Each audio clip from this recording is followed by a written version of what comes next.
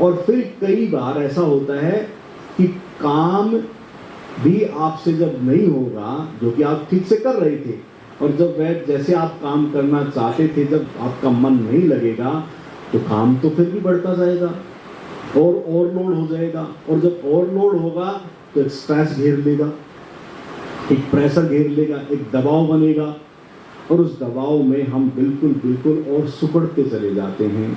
हमारा जो एक एनर्जी जो लेवल है वो और क्या होता है, सुकड़ता चला जाता है, और धीरे धीरे फिर हम चिड़चिड़े हो जाते हैं। और उस चिड़चिड़ेपन में हमारे भीतर किसी न किसी के प्रति गुस्सा आता है, किसी न किसी के प्रति जो भी उससे संबंधित रिलेट करता है, गुस्सा आता है।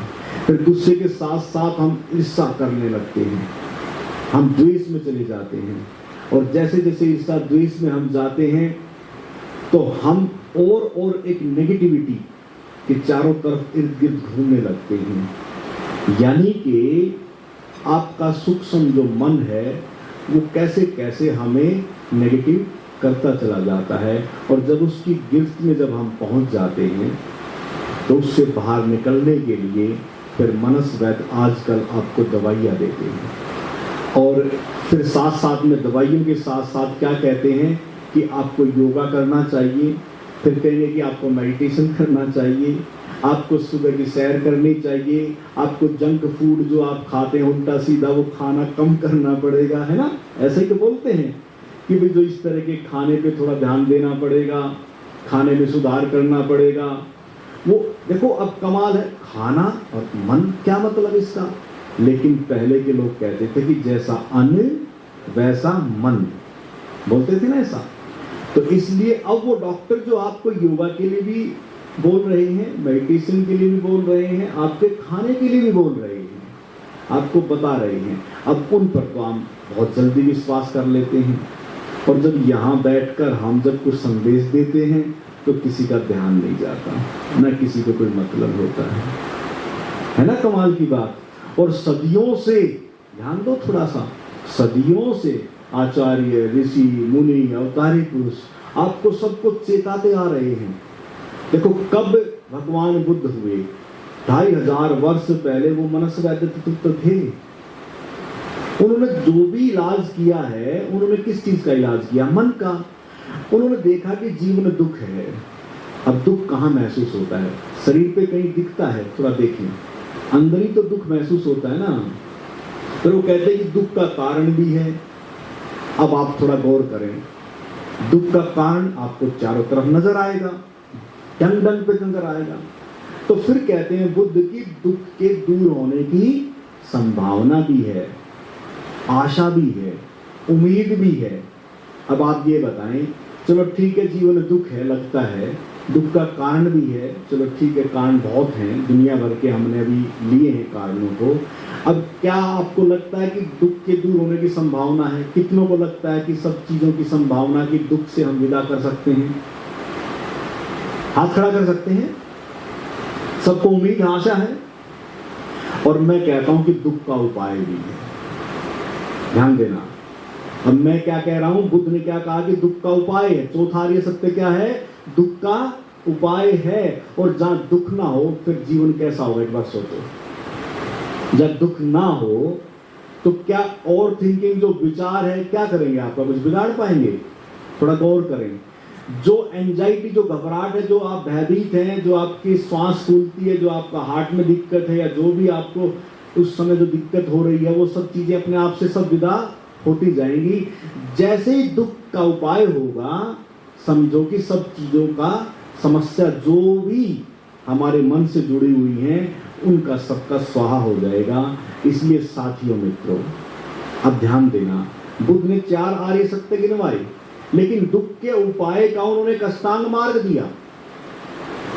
बड़ा प्यारा अष्टांग मार्ग है। अब उस विषय को तो हम ले नहीं सकते, लेकिन बस मैं इतना कहूंगा कि हमें 4 आर्य सत्य सीधे सीधे समझ आ रहे हैं। दुख का उपाय है, उस दुख के उपाय का इलाज उस समय उन्होंने कहा कि ध्यान है। क्या बताया उन्होंने? ठीक है, समझा तो मैं रहा हूं शब्दों में भी, चलो दुख का कारण है जीवन दुख है, दुख के दूर होने की संभावना, दुख का उपाय तो चलो समझा दिया, आपने भी कहा कि हाँ ठीक है। लेकिन अब क्या है कि जब समझ आ जाए तो वो कहते हैं कि अब आपको स्वयं को अपने ऊपर इसे इंप्लीमेंट करना होगा। क्या इंप्लीमेंट करेंगे आप? जितना विचारों को इंप्लीमेंट करने की कोशिश करेंगे, जितनी भी समस्याओं का समाधान करने की कोशिश करेंगे, उतने उतने और आप गिरते चले जाते हैं। तो उन्होंने बड़ा सुंदर सी बात की कि आपको कुछ नहीं करना, आपको क्या करना है? ध्यान करना है। अब बहुत से बोलेंगे कि ऐसी सिचुएशन में ध्यान तो होता ही नहीं, ऐसी परिस्थिति में कैसे ध्यान होगा? मान लो कोई बहुत गहरा परिचित कोई गुजर गया है, ऐसे में ध्यान कैसे करेगा? मान लो ताजा किसी के जीवन में कोई घटना घटी है, बॉडी अनबैलेंस है, मन अनबैलेंस है, वो कैसे ध्यान करेगा? तो मित्रों साथियों, अगर इस समय ऐसी कोई सिचुएशन किसी साथी मित्र के साथ है तो मुझे लगता है कि हो सकता है कि दिक्कत आए ध्यान करने में, मुझे भी पता है इस बात का। लेकिन मैं कहूँगा कि कुछ थेरेपी ऐसी होती हैं, उन थेरेपियों को अगर आप अपनाते हैं तो मुझे उम्मीद और आशा है, पूरी उम्मीद और आशा है कि हो सकता है कि आपका ध्यान लग जाए। उस समय जब बुद्ध ने थेरेपी दी तो उस समय के मन की दशा को ध्यान में रखते हुए थेरेपी दी, इसलिए उस समय के मन में आज के मन में फर्क है, इसको थोड़ा समझ लें।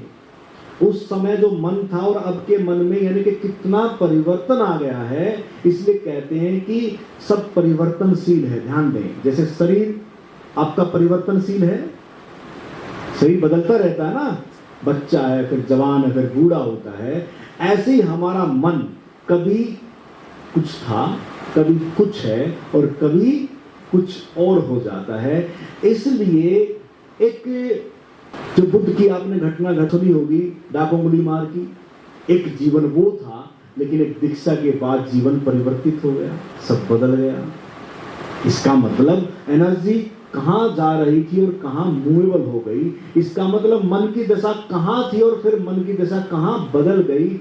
इसलिए मैं कहता हूं कि अगर यहाँ आपकी कोई भी कैसी भी अगर दशा है, मुझे नहीं पता क्या दशा है, लेकिन मुझे उम्मीद और आशा है कि अगर आप चाहें, मेरे चाहने से नहीं, ध्यान देना, समझना इस बात को, महत्वपूर्ण बात मैं कहने जा रहा हूं। मैं आशा और उम्मीद से भरा हूं, मुझे तो विश्वास है कि सब बदल जाता है, मुझे तो पता है कि सब परिवर्तित हो जाता है। लेकिन जब तक आपका स्वयं का विश्वास अगर इसके लिए तैयार ना हो जाए कि मेरा मन यानी कि जो अब इस समय उलझन में है, समस्या में है, प्रॉब्लम में है किसी भी तरह की, और आप ऐसी निराशा में डूब जाते हैं कि मुझे नहीं लगता कि मैं इससे बाहर निकल पाऊंगी या निकल पाऊंगा, लेकिन मैं कहता हूं कि अगर आज और अब इस समय अगर आपका विश्वास अगर अभी जागृत हो जाए, और मैं कहता हूं कि अगर इस ध्यान में अगर आप प्रवेश करते हैं तो हो सकता है कि आज ही वह उद्घाटन हो जाए और आज ही आपके चित्त का परिवर्तन हो जाए और आज ही अभी बदल जाए